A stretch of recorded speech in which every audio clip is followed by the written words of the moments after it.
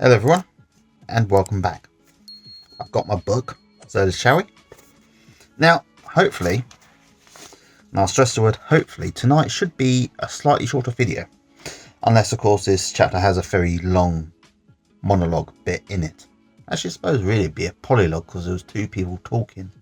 As you know, mono means one and poly means two. Anyway, shall we begin? Chapter 11. When is treatment necessary? If a person sprains an ankle, he can hobble along and eventually the ankle will get well. He still has some use for it while he hobbles along. If he breaks a leg, he will need support for it while the other bone is healing.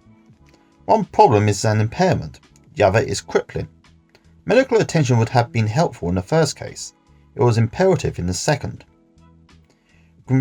We can view the need for treatment of emotional problems in somewhat the same way. A person's adult may be impaired by old recordings from the past, but he may manage to get over difficulties or through problems without treatment. Treatment could make it easier, but he manages. For some people, however, the adult is impaired to the point where they cannot function. They are crippled by repetitious failure or immobilized by guilt. Frequently there are physical symptoms. Mothers cannot function as mothers. Workers cannot do their job, children give up at school, or some person's behaviour becomes inappropriate to the point where they break the law. For these people, treatment is required, yet everyone could benefit from it. All persons can become transactional analysts. There's a fancy word. Treatment simply speeds the process. Treatment with transactional analysis is essentially a learning experience through which an individual discovers how to sort out the data that goes into his decisions.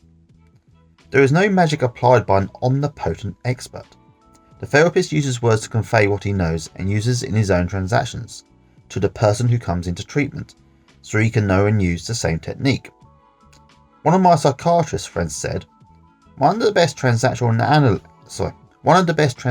analysts I know is a truck driver.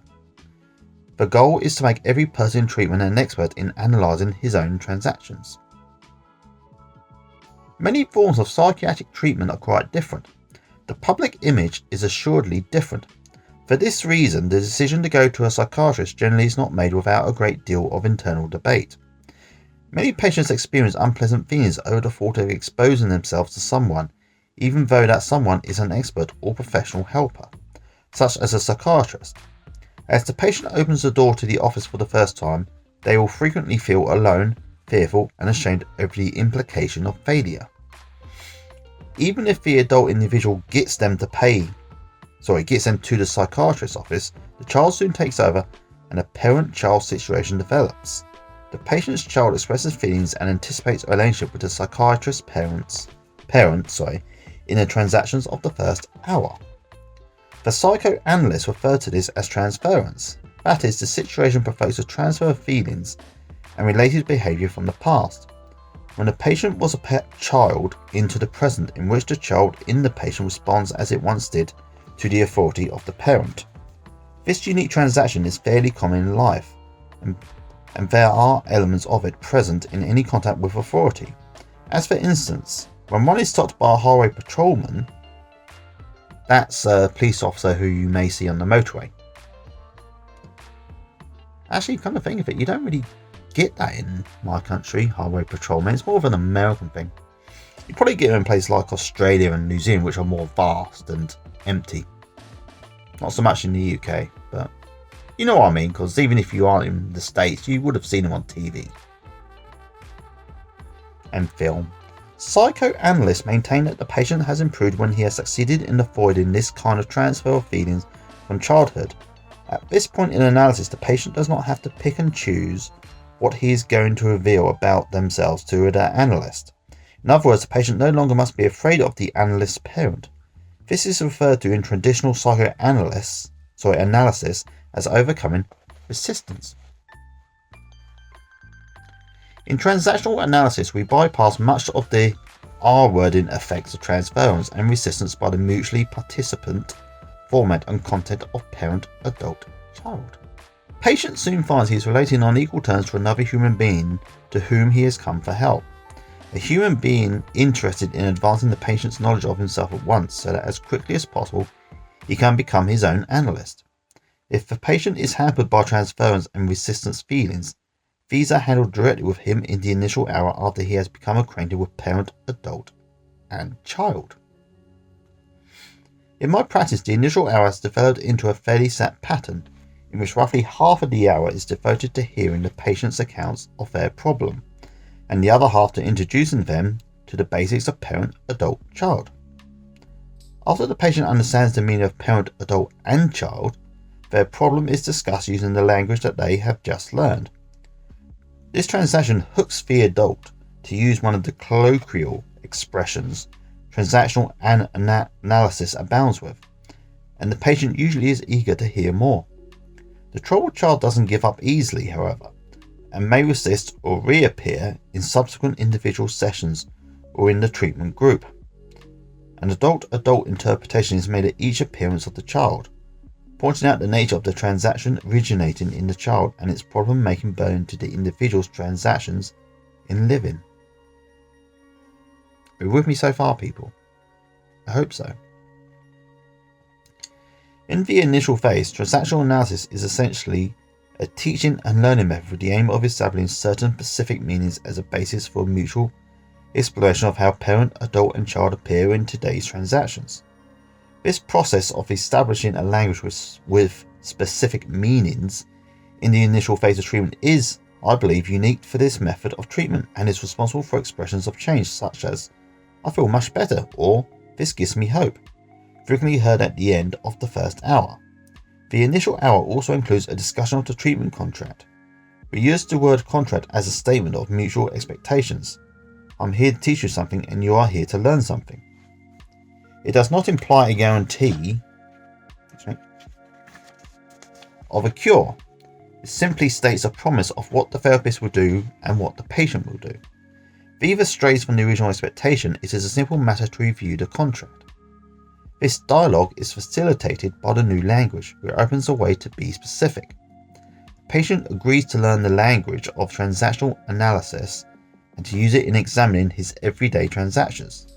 The goal of treatment is to cure the presenting symptom, and the method of treatment is the freeing up of the adult so that the individual may experience freedom of choice and the creation of new options above and beyond the limiting influences of the past. Diagnosis. Occasionally, during the course of the first hour, a patient will ask, "What is my diagnosis?" in a strained voice, braced as if for a pronouncement from on high. This is a provoker from a parent-child transaction, which I bypass with a question such as, "Do you need a diagnosis?" or "What would a diagnosis do for you?" It is my belief that more people have been hindered than helped by psychiatric diagnoses. Carl Menninger agrees. Patients do not come to us to be plastered with a damning index tab. They come to be helped. People can recover from the symptoms of mental illness, but they don't recover from a label. That's correct. That's pretty correct there. Labels are much harder to recover from. In the medical tradition, diagnosis is an official way for physicians to communicate. Knowing the diagnosis helps them to know what to do.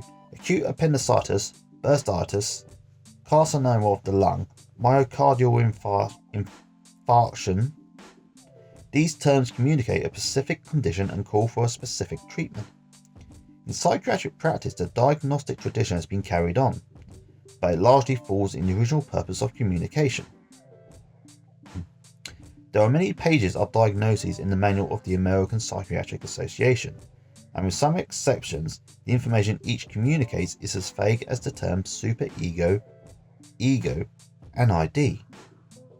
Say that a person has a pseudo-schizophrenic obsessive compulsive passive dependent anxiety neurosis. Chronic does not tell you very much except this is going to take a long time. Go on, Mel. I handled that mouthful of words better than I thought I would. To say that a person suffers from schizophrenia doesn't really tell you much either, because there is no clear definition of schizophrenia. It may give some comfort to the patient to know that he has such a strange and difficult malady. Few therapists agree on how you treat schizophrenia anyway, or even what the basic unit of observation should be. So diagnostic terms such as these are meaningless and serve mainly to give psychiatric efforts medical respectability and to fulfill the requirements of the hospital records department. Any word that fails in communication is useless and should be discarded. In the final analysis, it is what we know that makes a difference. Words that obscure the truth must be discarded for those that say it simply, accurately, and directly, and truth about how we are put together. In large measure is what makes us free. The language of transactional analysis, the observations of an agreed upon unit, and the specific definitions of parent, adult, and child make possible a new, meaningful, colloquial way of communication, not just between doctors who use it, but between doctors and patients. A parent-dominated person with a blocked-out child knows where his problem lies, and can become emancipated from the past without any reference to his being obsessive, compulsive, and chronic. When a group member insists on knowing his diagnosis, usually with the question, "What am I anyway?" I usually respond with a formulation he can understand based on my knowledge of him, which I have gained from observing him in the group. Such a formulation might be as follows. You have a lot of not okay in your child with a fairly sizable contamination of your adult, which lets you come on inappropriately at times and gives your hovering parent an opportunity to beat on your child. Where do you think all that guilt comes from? Jury preoccupation with symptoms can be just as detrimental as a need for diagnosis. We've never been able to validate the assumption that a repetitious discussion of symptoms such as depression, headache, insomnia, or abdominal pain did anything for the symptom. We've been able to validate that reducing inner conflict can do wonders for belly.